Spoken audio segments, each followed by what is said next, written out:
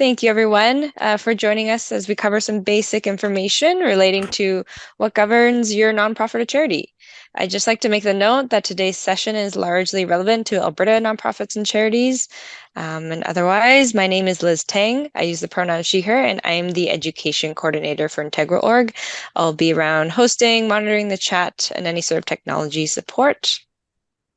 It's important that we do acknowledge that IntegralOrg is based out of Mohkinstsis, which is the Blackfoot name for elbow, and this refers to the confluence of Elbow and Bow rivers that run through Treaty 7 territory. Mohkinstsis is the traditional territory of the Blackfoot Confederacy, which includes the Siksika, the Piikani, the Kainai, as well as the Stoney Nakoda First Nations, which consists of the Chiniki, Bearspaw, and Good Stoney First Nations, as well as the Tsuut'ina First Nation, and finally the Métis Nation of Alberta, districts 5 and 6. At IntegralOrg, we recognize that there does exist a tension between the legal and governance structures that we work within and efforts towards truth and reconciliation. And so we do accept that responsibility to work towards reconciling that tension. So we'll just do a couple housekeeping notes on today's virtual session. If you have any sort of questions, scenarios, and comments, please do leave them in the chat box, and we will do our best to get to address them during our Q&A segment at the end. And as always, we have our slides and other resources that I'll email after today's session. And with that, I would like to introduce today's facilitator. This is Yvonne Chenier. She is a lawyer and philanthropy consultant and co-founder of IntegralOrg. And Yvonne brings more than 35 years of experience helping those in philanthropic, nonprofit, and social enterprise sectors as general legal counsel and as advisor on planning, organizational, regulatory, and governance matters. So with that, Yvonne, take it away. Thanks, Liz. Talking about my favorite topic, the how, the why, and the what of an organization. And we're talking about nonprofit organizations in Alberta, of course. And I'm going to go over some basic things today and cover, what you need to know if you are trying to understand a nonprofit organization. I'm going to talk a little bit about the legislation that creates an organization and governs it, of course, the objects, the purpose of which it was incorporated for, what you're supposed to be doing. The objects are very important. And then, of course, bylaws, the laws that govern your specific organization. I'll go over a few things that you should consider in your bylaws, things to know, and policies and procedures. Where do they fit in an organization? And how do we deal with that, and why are they important? So I'll talk about all of those things at a very high level. Each organization is different, though, but one thing that's the same is what governs your organization. The same for all of you. Firstly, it's your incorporating legislation. That's the first thing that governs. Then, of course, the documents you use to incorporate your organization. Then the bylaws, which are the laws that you have created for your specific organization, and the policies that you create to enable you to follow your laws. So I'll talk about all of those in that order because that's the hierarchy of things that are important for you to know. So the first thing is the legislation. How did you be created? How were you born? In Alberta, there are many ways you can incorporate, but there's some commonly used nonprofit statutes that are usually the first go-to for any organization thinking of getting incorporated in Alberta. And the first and the most popular one, and the one you're probably most familiar with, is our Societies Act in Alberta.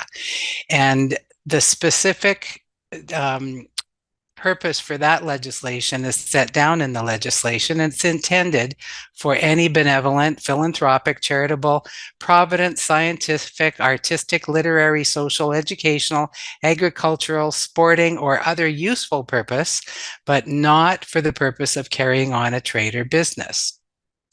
So if you are doing any of those things, the Societies Act may be appropriate for your organization, and indeed you may be incorporated already under that organization.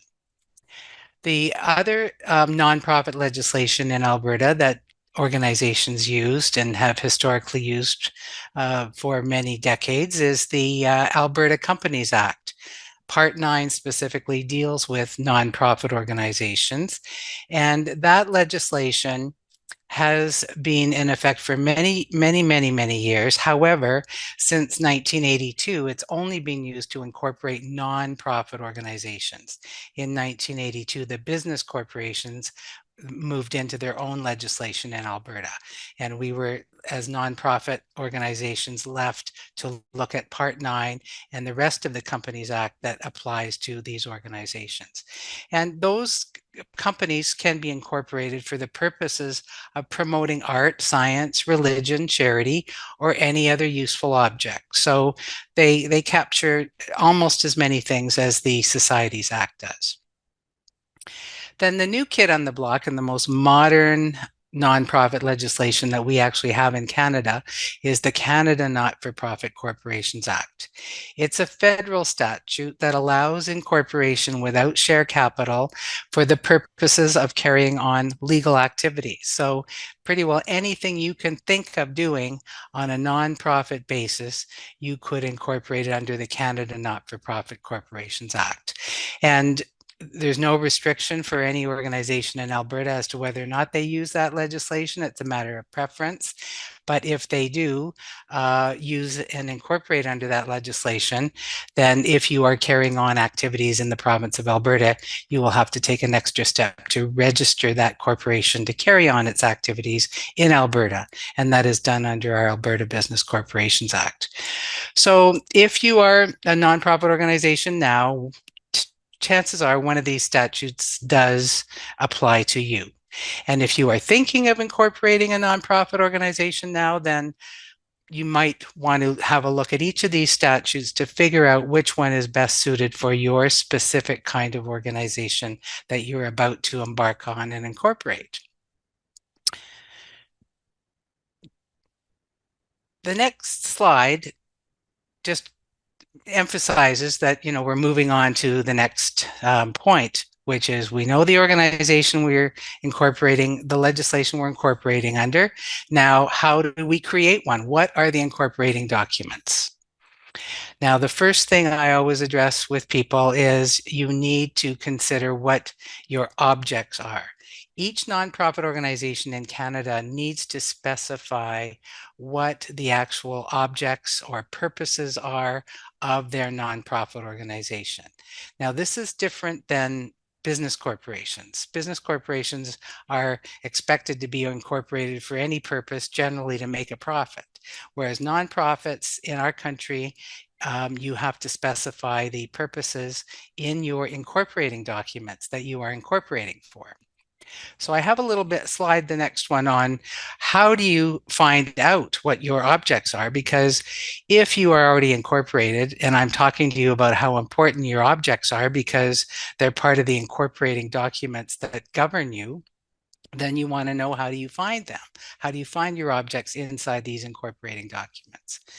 Well, if you were incorporated under the Alberta Companies Act, Part 9, then your objects are located in your Memorandum of Association, which is the document that you stated when you created the incorporation package under the Companies Act and filed at Alberta Corporate Registry, Service Alberta. So you would have to look into the Memorandum of Association, and you would have to see the clause in there that talks about objects. The Alberta Societies Act, if you have incorporated under that legislation, your objects will be found in your application for incorporation under that act.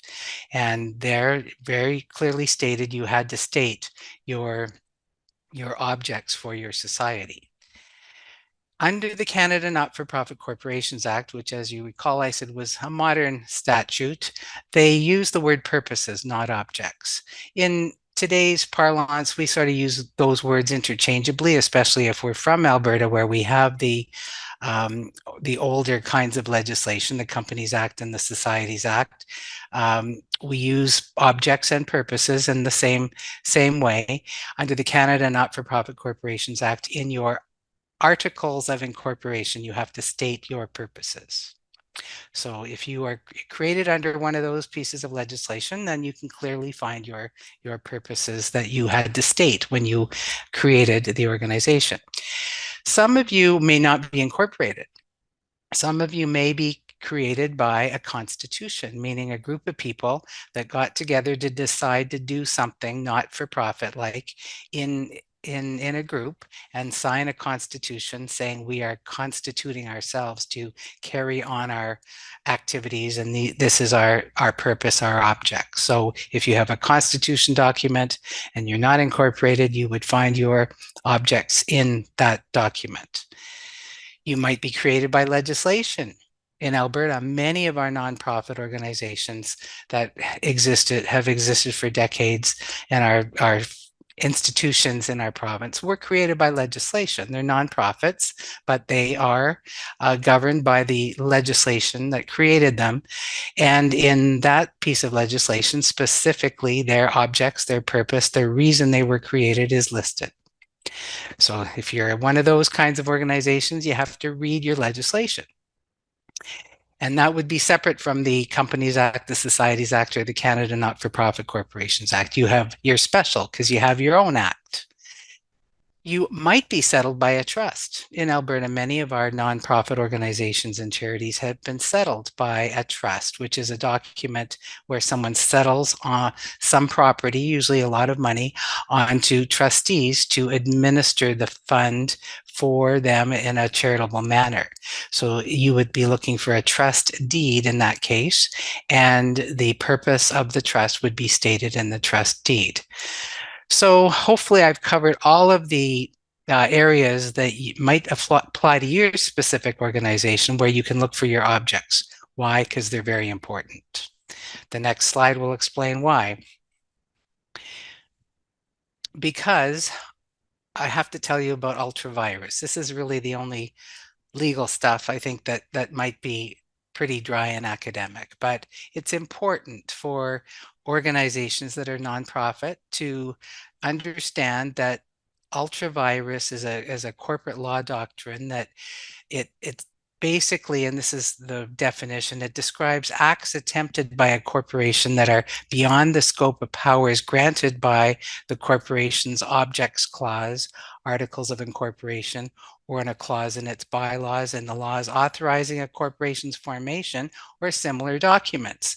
So in our nonprofit world, that means that if you are created with a certain object in mind, you need to stick to that object. So if you are created to be a food bank, for example, then you can't then start preaching the word and be a religious organization, because your objects will clearly state you are a food bank. So this is very important in our Canadian law. So unlike businesses, which I indicated could do basically whatever they wanted to achieve a profit motive, nonprofit organizations have to state their purpose, and they have to stick to their knitting once they state it. There are amendments, and you might be saying, how do we amend that? Well, I'll get to that towards the end of the presentation, but it's very important. So that's all about the objects that are stated in your incorporation documents. A little bit of a word, because some of you may be charities under the Income Tax Act, and that's the special status that is granted to organizations, and you don't have to be incorporated under any statute. You could be a constitution, a trust, you could be created by legislation. You might want to take that extra step and obtain charitable status under the Income Tax Act if you are in fact charitable. And how do you know if you're in fact charitable? How does the CRA know if you're in fact charitable to give you the status of a registered charity? Well, you must have those purposes or objects that are exclusively charitable, and that's defined in law, what exclusively charitable means. And you must carry on activities that support or further those specific charitable purposes. So if you are a charity, you are certainly going to be looking at your documents, your incorporating documents, and you're going to look at your purposes and objects, and you're going to see, hey, these look like very charitable purposes or objects. They define and describe the aim or the intention and why our organization was created. And then, of course, all of your activities that you are doing will show how you are accomplishing those objects and those goals. So that's a little bit of a word about charities. I think I've got one more slide on charities. And I'm talking a little bit about a very high level about what is defined as a charitable purpose in our laws. And it's not defined in the Income Tax Act per se. The word charitable is not defined in the Income Tax Act. It's defined in our common law. And there are four categories that the courts have identified as charitable. One, relief of poverty. That's the food bank example I gave you. Advancement of education. Your purpose could be to advance education. Think about a university. Advancement of religion is the third purpose. Think of all the churches that are charities. They're all advancing religion, and that's why they're charities. And then there are certain other purposes that benefit the community, not in the way that you think is charitable, but in a way that the courts have said is charitable. So there are a very limited number of things that the courts have said is charitable. And think of things such as arts, appreciation of the arts. Think of health and welfare. Think of all our hospitals and our medical kinds of charities. Those are all under what we call the fourth head of charities. So if your purposes fall into one or more of those categories that we've just talked about, then you would be considered eligible to be registered as a charity, or indeed you are already a charity. So that's a little word about charity, because charity is different than just a plain vanilla flavored nonprofit organization. So now you know you're incorporated. The legislation is key. Got to know that. Your documents, you should be reading them and understanding them. So the legislation and your incorporation documents don't cover everything. So most legislation that you're incorporated under allows you to make bylaws, which are the laws that you want to operate under. So I'll talk a little bit about what you might find in your bylaws. So how do you find them? I mean, some people think their bylaws are, just things floating around their office sometimes. But quite frankly, your bylaws are official documents that are filed under your incorporating legislation. So if you're under the Societies Act, your bylaws are actually sitting in Service Alberta at Corporate Registry with a filed stamp on them that gives the effective date that the registrar approved those bylaws. The same with the Alberta Companies Act. They're not called bylaws under that act, which it sometimes gets confusing in Alberta. Those are called Articles of Association, and those are the rules that a Part 9 company is governed by. So you would find those in the Service Alberta Corporate Registry with the filed stamp on them too. So those bylaws that have been properly passed by an organization already exist and can be downloaded and secured by anyone who wants to read them.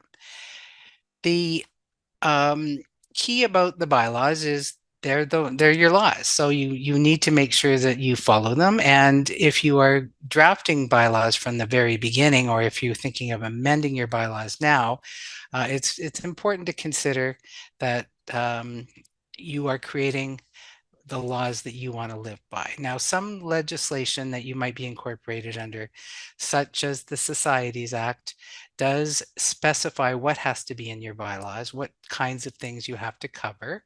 And some legislation, such as the Canada Not-for-Profit Corporations Act, remember I said it was a modern legislation, it is so comprehensive and so prescriptive that there are a lot of things in that act that your bylaws don't need to be very big at all, because the act provides many of the things that you have to do. And many of the bylaw provisions under the Canada Not-for-Profit Corporations Act are allowing you to opt out of certain provisions in the act. So that's very important, that when you're drafting bylaws, you have to know what legislation you're incorporated under, obviously, but you have to think about, do you want to opt in? Do you want to opt out of certain provisions of the legislation? And do you want to, when you're, for the Societies Act, for example, when you're following the list of things that have to be in your bylaws, how much leeway do you have to tailor make it to your organization? So drafting bylaws is important. There are model bylaws around, and I always caution people. First of all, I caution people that if you are looking at what would be model bylaws, make sure that those bylaws are under the same act that your organization is under, and look at them with uh, an eye that knows what your organization needs, because the bylaws that are for one organization will not necessarily fit the needs of another organization. So even one society may not be the same as another society. Charity bylaws have to have different clauses than nonprofit organization bylaws, for example.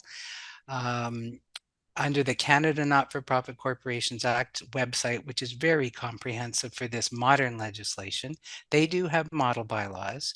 Uh, don't work at all for the Societies Act, because the Societies Act in Alberta has different requirements. The model bylaws that are suggested under the Societies Act, they're there for you to download and print. However, they may not work for your organization. They may work initially, but not on a long-term basis. So these are documents that you have to really dig yourself into and understand what you're doing when you're creating them. So I think that's about bylaws generally. Some common bylaw provisions that you might see in your bylaws are things like membership. Bylaws generally have to deal with membership. Who are the members of your organization? And members are those who generally control the organization. They vote for the board of directors. They vote for any major changes in the organization that you want to make, etc. So your bylaws, it's very important that you focus on the kinds of members you want. If you're going to have different categories of members, you need to specify that in your bylaws generally. How does anyone become a member? If I want to become a member of your organization, I should be able to look at your bylaws and easily figure out how I can join your organization. And you shouldn't make it too easy. You don't want casts of thousands of people to be joining your organization. Some bylaws, and specifically under our Societies Act, you have to specify, how does someone withdraw from membership? How do I quit if I don't like being a member of your organization? And if you want to provide that you want to expel members or somehow remove them or suspend privileges or something, you need to deal with that in your bylaws. Some people put membership fees in the bylaws, not required, but some people like to have that specified in their organizational documents that are public facing, like bylaws. And the Societies Act does ask you to put rights and obligations of members in there. Simple things like the members have a right to vote, which classes of members have a right to vote, for example. What are the obligations of members? Some obligations could be to follow a code of conduct, to pay a membership fee, to attend so many meetings a year of members, to do volunteer hours. There's no end to things that you could put in the rights and obligations of member clause. Then the important people who actually govern the organization are the directors and the officers. And these are the board. You need to specify in your bylaws, how are they going to be elected or are they going to be appointed? So you need to focus on that. And if you are in an organization and you're not sure, you need to read the bylaws so you understand the election process or the appointment process and the qualifications of the directors. Some organizations have very specific qualifications. Some have no qualifications. Some organizations require that directors already be members of the organization. Some require that the directors not be members of the organization, or it doesn't matter. If you're a charity, you have other qualifications that you need to be aware of that you need to make sure your directors have so you don't jeopardize your charitable status. You want to make sure that directors know how to resign, and sometimes it's important to have a clause in there that's very clear as to how you are going to remove your directors. Roles, duties, and powers, often you see them specified in the bylaws. The Societies Act does require that you do specify the duties and powers of your directors and the roles of your officers, for example. It's optional to talk about committees in your bylaws, but some organizations do like to specify the standing committees, the ad hoc committees, and the power of the directors to create further committees. Policies we will talk about later, but it is a good idea to make it in your bylaws that the directors have the power to make policies or to restrict them in any way if that's something that you want to put in your bylaws. The whole thing about remuneration, and that means payment, is interesting. In our Societies Act, you have to specify if you have directors and officers remuneration or not. Are they being remunerated or not? And this is one of the clauses that the Canada Revenue Agency Charities Directorate does scrutinize when organizations are applying for charitable status. So you have to attend to that matter. Generally, volunteer directors are not remunerated in Canada, but there are exceptions. So, under our Societies Act, you need to specify it. So the other things of a procedural nature you see in bylaws are meetings, and the Societies Act does require that you talk about who calls meetings, how many days notice, how do you give notice, all these things. But your bylaws need to be clear, so I know how are you going to have a meeting, how are the members called to the meeting, what is a quorum for the meeting. Annual general meetings are required by the legislation. And some people do lay out specific details about their annual general meetings in their bylaws. Not required, but some people do. Special meetings, you need to talk about how special meetings are called of the members, what the quorum is, who votes. Do you follow any rules for your meetings, like Robert's rules, or are there other rules that you're going to adopt? These are things that you find in bylaws. You don't need to put them in bylaws, the rules for meetings, but often people like to lay that down as a law of their organization when they incorporate. So the overall thing about meetings, I will say, and I always say this if I'm talking to people in Alberta, we have the Societies Act, which was amended shortly after the pandemic to make a provision that basically anybody is entitled to attend a meeting virtually. Unless the bylaws specify otherwise. So it's important that you all review your bylaws, or if you're creating new bylaws, to think about whether you want to make the decision as an organization, potentially as a board of directors, as to who is able to attend your meeting virtually, or if you want anyone to be able to attend. I mean, there are costs associated with these kinds of things too. So you need to, voting, electronic voting, tabulation, things like that. So get some information before you actually think about the meetings and the meetings provision in your bylaws. That's all I'll say about that. There's lots more to say, but not today.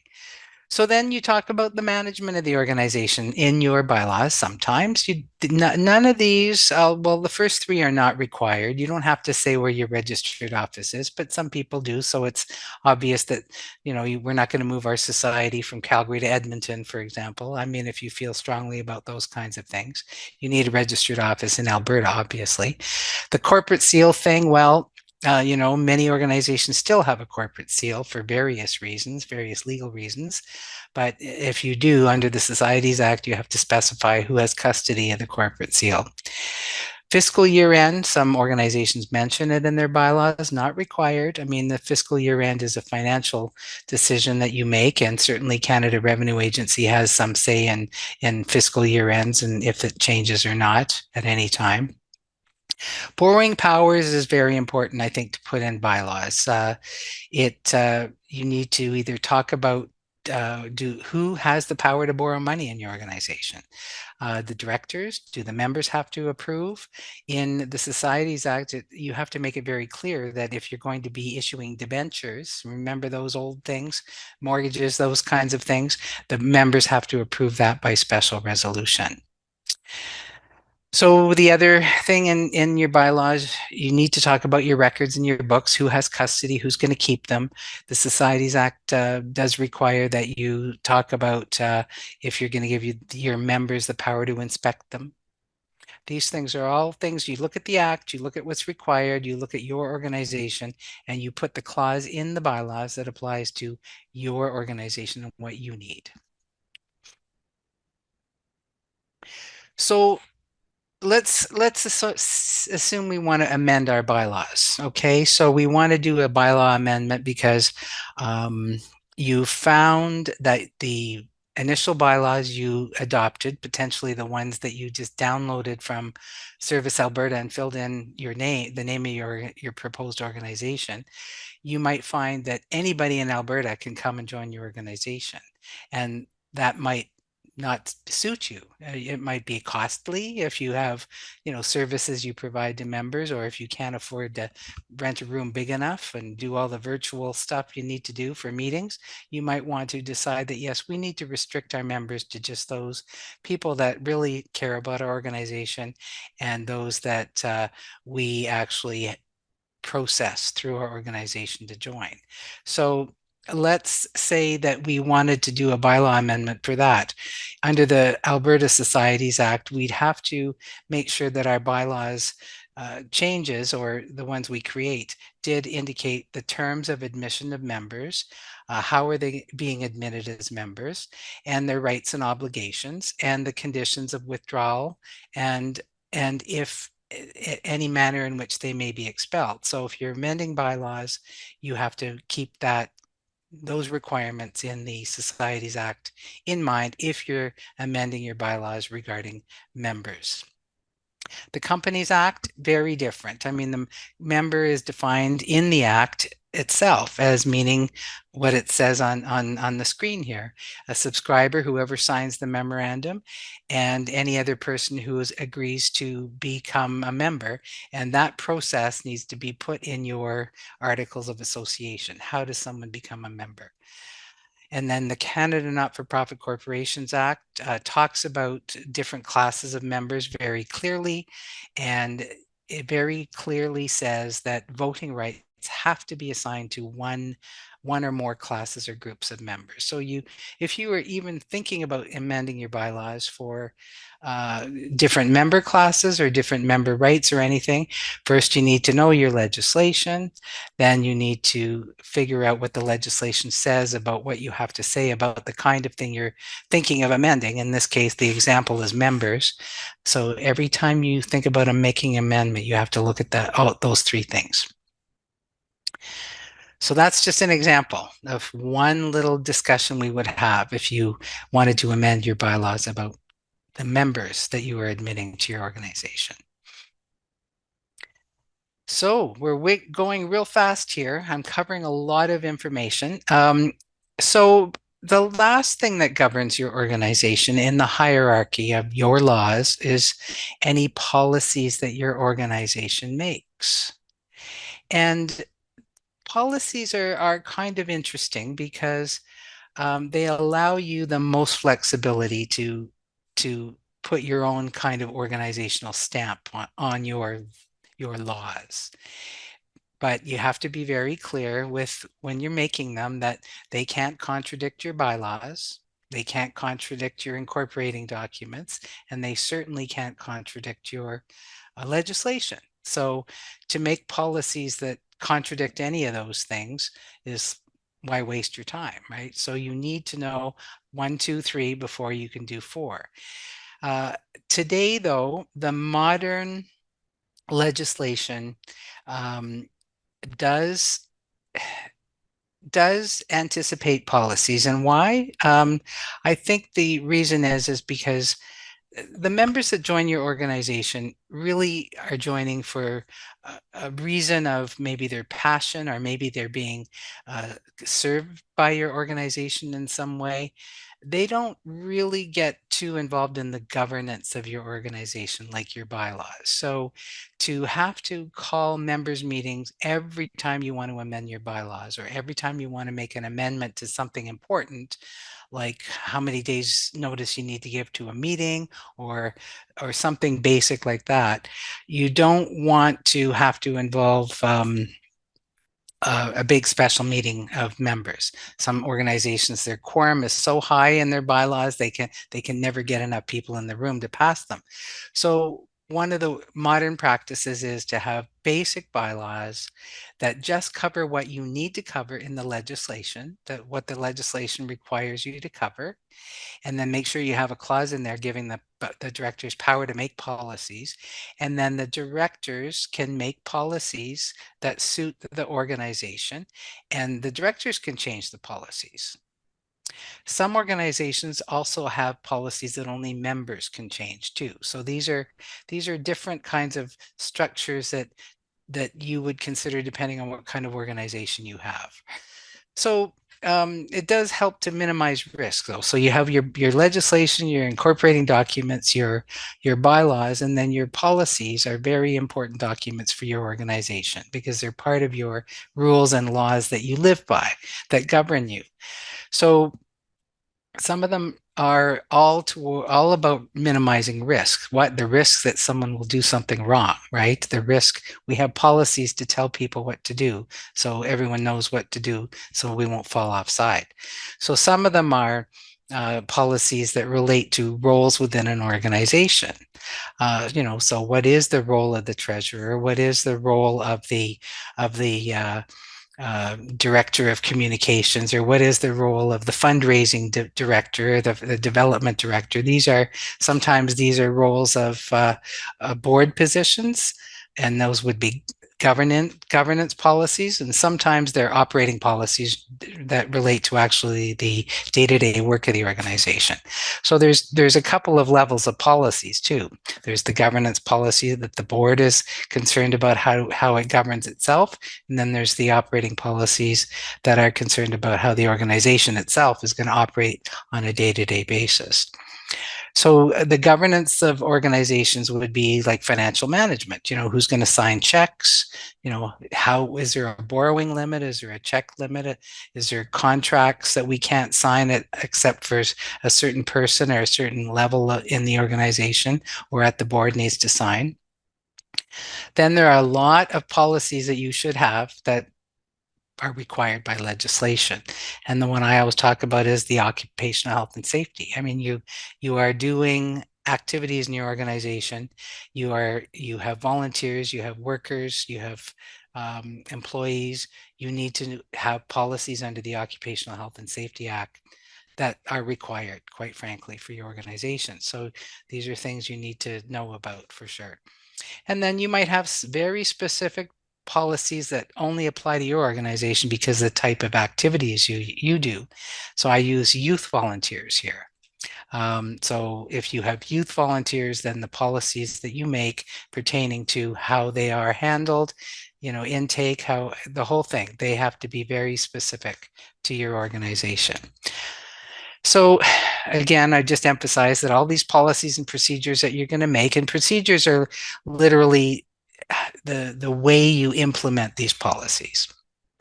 So that would be sort of inside the policies. Some of them are templated procedures, some of them are checklists, some of them are forms, things. There's all sorts of things you find in organizations. But anyway, whatever they are, they can't contradict, remember, your bylaws, your incorporating documents, and your legislation. And where do you find these documents? Well, they're not filed anywhere, so you can't get them like off the registry or anything, but you should find them in your books and records of your organization. Your board policies should be in your board manual or with your board documents, your board minutes, etc. Um, they Today they're stored electronically on a SharePoint. They shouldn't be like in the old days, stored in boxes in people's garages. Today, with technology we have available to us, they should all be in a central location. And this is so important. If anything goes wrong and someone says, do we have a policy on this because something happened, you should be able to pull it and say, yes, here it is. It was approved this date by the board, etc. When I say where do you find these documents, I mean, electronically, but I should also say, don't reinvent the wheel. Don't start creating policies in a vacuum. Talk to other organizations that are doing things that you do and see about their best practices, and make sure they're incorporated under the same legislation and they do generally what you do. They're not some organization in South Dakota or something, so it's got to be a Canadian organization that's similar to yours.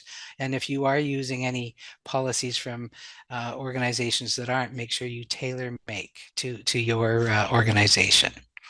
So, and also get their permission for your use too. Don't just pull documents off the internet and start filling them in.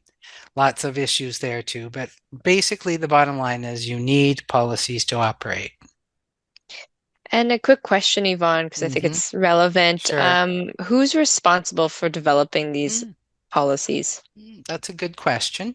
And so I suggested that you put a bylaw in your bylaws and a section in your bylaws that specifies that the board, is allowed to make policies. You can specify what kind of policies. So that would be the board. You could, sometimes it's the members that make policies. So that's the members that are controlling the organization and voting for the board. Sometimes the delegation of duty to the executive director would, and it would allow the executive director to make the operating policies for the day to day. So someone should feel, yeah, this is my job to make policies.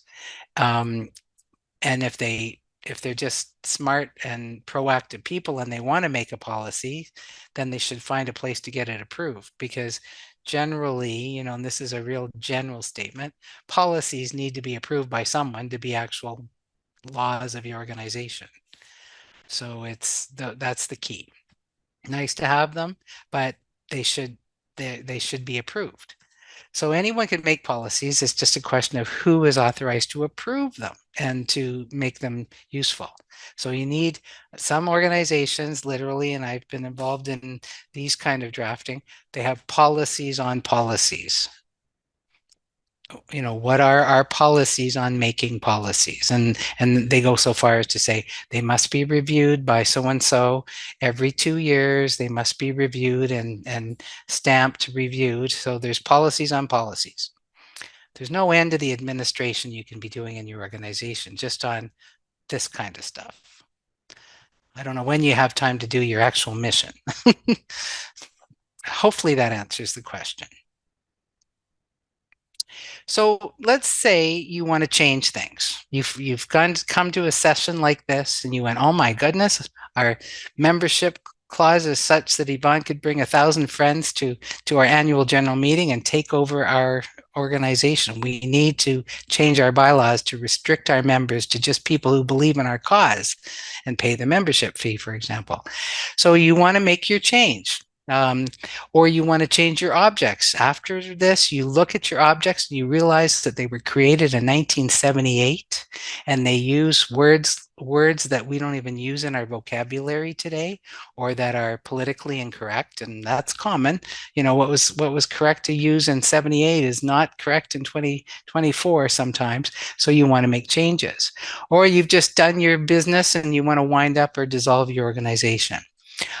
Those are fundamental changes. And fundamental changes have to be approved under uniformly all our nonprofit legislation in Canada by the members of your organization. So it's not something that you can decide, hey, let's change. It's something that you can decide, let's start to make the change and make sure you know the process. And it will ultimately lead to a special resolution of your members to change your objects, your bylaws, or to actually dissolve and wind up your organization. What's not a fundamental change, and this is why it's so good to have these as a tool, is your policies, right? Because your board will probably be the ones given the authority to make the policies, and as will your executive director if it's an operating policy. So you can change your policies to meet your needs, as long as they don't contradict of course, your bylaws, your legislation, and your incorporating documents. So where do you find these rules about the procedural requirements to make your fundamental changes? In the legislation. So this is key. The legislation is key because that's where it talks about the definition of a special resolution, which is not all the same from legislation to legislation. So you find those rules right in your legislation. So that's a word about fundamental changes. Good to make a change, but you need to know how to do it. So I think we might have lots of questions and I'm happy to answer them, but I'll turn it over to Liz here. Very I high just level. Yeah, no, thank you for all of that, Yvonne. And I just, before we headed to Q&A, I just wanted to mention some avenues that folks might want to explore for additional support. As we learned, maintaining something like your bylaws and your policies requires very specific knowledge of your particular organization. So it is part of our mission to kind of come alongside your organization and support with the needs and meet you where you are. I guess this is the survey slide, but I'll just remind people that we are emailing folks out the recording and the slides and other resources right after today. And I do have a feedback survey that I'll just put in the chat here, and I'll also attach to that email that you'll be receiving. We do look at every evaluation, and we do change our topics and launch new topics directly from the feedback that we receive. So we do really appreciate the 2 minutes it takes to fill that out. But as I was saying, any sort of further support that your organization might need, IntegralOrg, as a nonprofit and charity ourselves, we do free and ongoing support calls. So these calls can look like short phone calls or video conversations or 1 hour problem-solving sessions called clinics. And those clinics are with Yvonne and folks from your team. So we're very well versed in many aspects of the nonprofit world, and these free problem-solving sessions are just part of our mission to educate and support Alberta nonprofits. So if you are interested in any of that, you can visit our website or contact our admin email, and we get you booked right away. So we'll go to questions now. Let's see. So maybe, Yvonne, if you could just talk about some of the further risks if your bylaws are outdated or irrelevant. I know you mentioned, updating that language might be good for modern, keeping things modern, but are there other risks if your bylaws are outdated or irrelevant? Oh, sorry, you might have to unmute. So I guess there's differences between your objects being outdated and your bylaws being outdated, and I'll talk about them separately. Objects, literally, it's all about language. I've seen some things in the mental health world where, the words we used to describe mental health issues 30 years ago are so politically incorrect today that you need to change it to modern wording so you're not embarrassed to tell people what your objects are if asked. So it's good to keep up with the times just for language, but also if you are a registered charity, and this is interesting to know for many of you, that objects that were approved as charitable purposes many years ago today may not qualify. So, you need to look at that. You need to look at what would happen if you made a slip up in your organization and you came under scrutiny of Canada Revenue Agency Charities Directorate. You may need to address that proactively rather than reactively. So that's all about the wording in your objects. And bylaws, well, and I guess the other thing about objects is mission creep, right? So, you might think your objects say something because you've been doing it for so long, but when you look at your actual objects, it doesn't even mention that is part of what you were created to do. So reviewing why you are here is always a good thing. Your bylaws, well, they're your laws, so you just can't ignore them. So if a law is not working for you and it's written, you can't just say, "Oh, we just won't do that now. We just won't have meetings in Calgary because our bylaws say that." We'll just go to Banff.